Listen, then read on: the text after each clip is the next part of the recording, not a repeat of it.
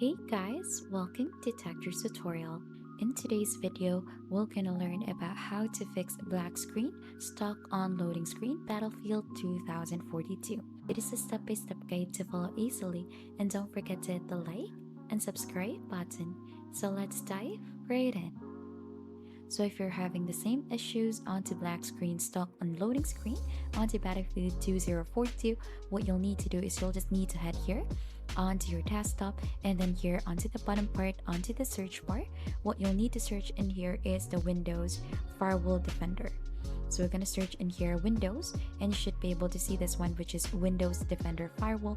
You'll go ahead and try to click onto this immediately or right click onto this so that, and then right after, you'll need to head here onto the left side and you need to search for this allow an app or feature through Windows Defender Firewall. So you'll just have to click onto that one.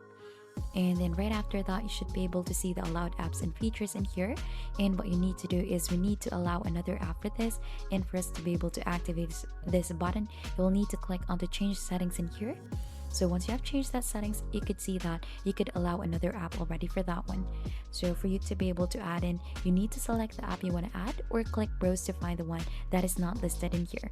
So we're going to go ahead and browse through that one, and it would not be the same onto every other file since it would not be the same word you put in your files, but what you need to search in here is the Battlefield 2042 exe in their root folder of that one.